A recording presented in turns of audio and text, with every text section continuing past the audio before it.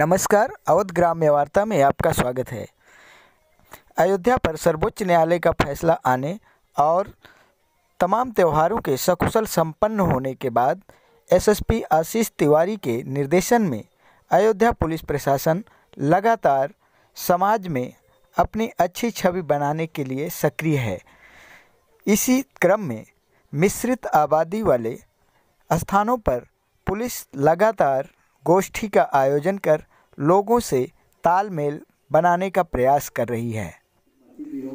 हमारे साथियों से भी आप परिचित होंगे, जो हमारे प्रभारी हैं इस बीट के दोनों लोग सब इंस्पेक्टर साहब बैठे हैं, ये हमारे यहाँ महिला सब इंस्पेक्टर तैनात हैं और हमारे सभी साथी जो हमारे आरक्षी बंधु हैं, ये सभी आप ही के बीच में काम करते हैं। सभी लोग एक दूसरे से परिचित भी हैं और सभी लोग आप और हर मिलकर एक बेहतर माहौल देने का प्रयास भी कर रहे हैं।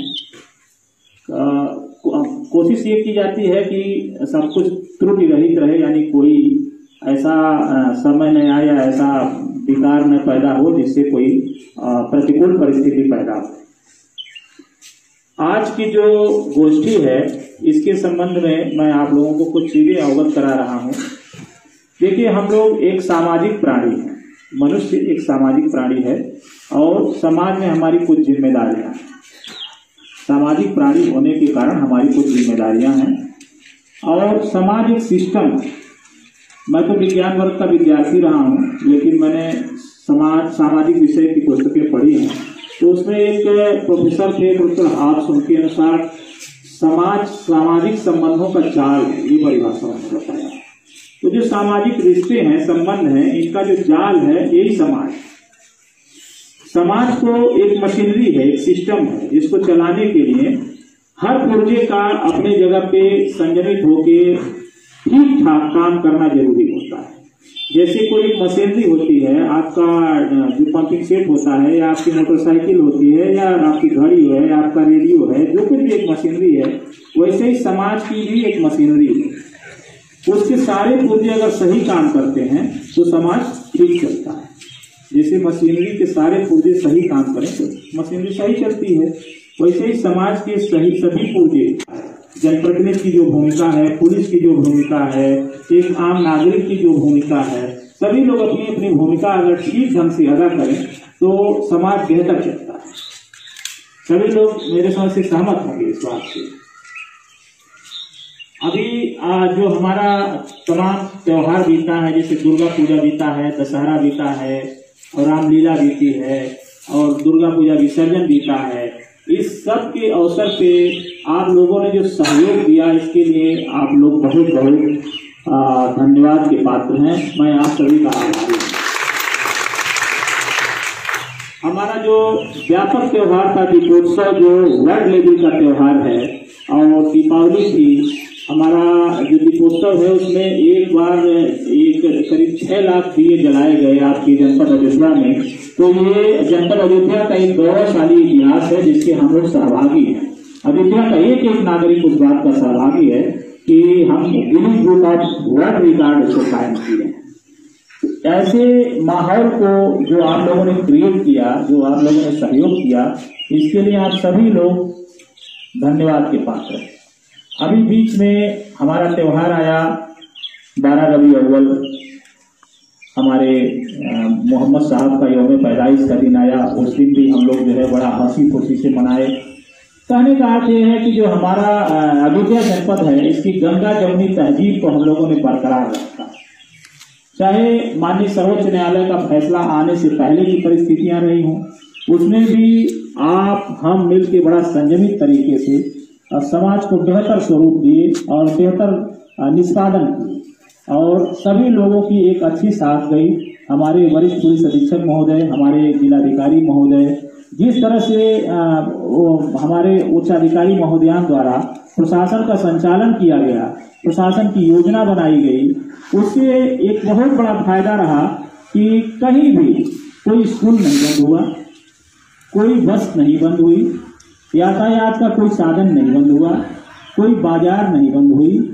धारा 144 जनपद में लागू होते हुए भी किसी भी नागरिक को ये एहसास नहीं हुआ कि हमारी दिनचर्या में कोई बाधा आ रही है। तो एक बेहतर माहौल जो हम सब ने मिलकर क्रिएट किया, इसके लिए समस्त अयोध्यावासी और हमारे क्षेत्र की ये मौजूद जनता जो मेरे सामने बैठी है, ये सभी लोग बधाई के पात्र हैं। साथियों, माननीय सर्वोच्च न्यायालय के फैसले के बाद जो परिस्थितियां पैदा हुई हैं, इसमें आप सभी का बड़ा असीम योगदान है। लोगों को बड़ी आशंका थी कि फैसला आएगा तो जाने क्या होगा। सभी लोगों के मन में था कि कुछ बिगड़ सकता है, कुछ बिखर सकता है, सभी लोगों के मन में था। लेकिन हमारे क्षेत्र की जनता ने इतना बढ़िया संयम का परिचय दिया और इतना ही बहुत ही सलीके से, बहुत ही पुलिस प्रशासन ने भी बहुत ही सलीके से इस कार्य का निष्पादन किया कि अमन चैन बनाए रखने में कहीं किसी को कोई छोटी सी भी मशक्कत नहीं हुई।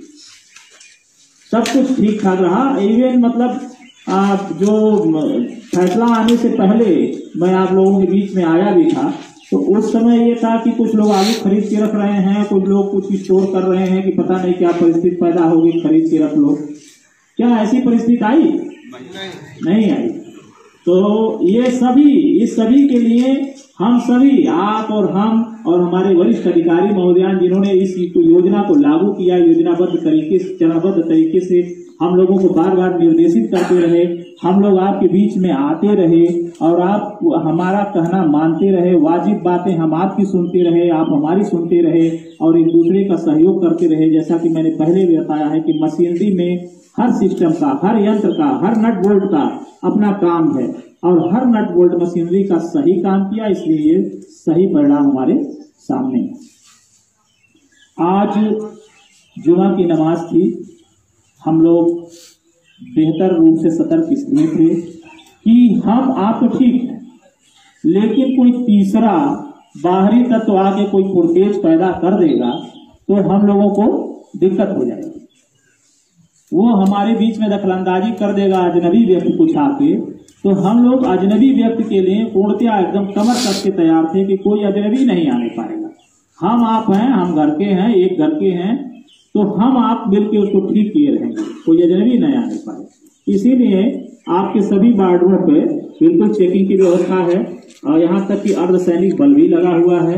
वो हम सबका सहयोग कर रहे हैं। किसी भी प्रकार से कोई, देखिए हमारे सामने भी अभी अर्धसैनिक बल के जवान हैं, उधर अर्धसैनिक बल के जवान जो हमारे सामने हैं, उधर देख रहे हो, पीछे भी हैं, आगे भी हैं। तो ये सभी लोग हमारे सहयोग में लगे हुए हैं। किस लिए? अमन चैन बनाने के लिए। तो अमन चैन बनाने के लिए हमारे सहयोग में लगे हुए जो अर्धसैनिक बल के जवान, इनके लिए भी हमारे तरफ से एक जोरदार ताली हो जाए। धन्यवाद। अब अयोध्या मंडल की खबरों से अपडेट रहने के लिए अवध ग्राम्य वार्ता चैनल को सब्सक्राइब करें और हमारी खबरों के बारे में अपने कमेंट ज़रूर लिखें। साथ ही अगर आपके पास भी कोई खबर है तो आप 94 54 83 48 95 पर व्हाट्सएप भेज सकते हैं।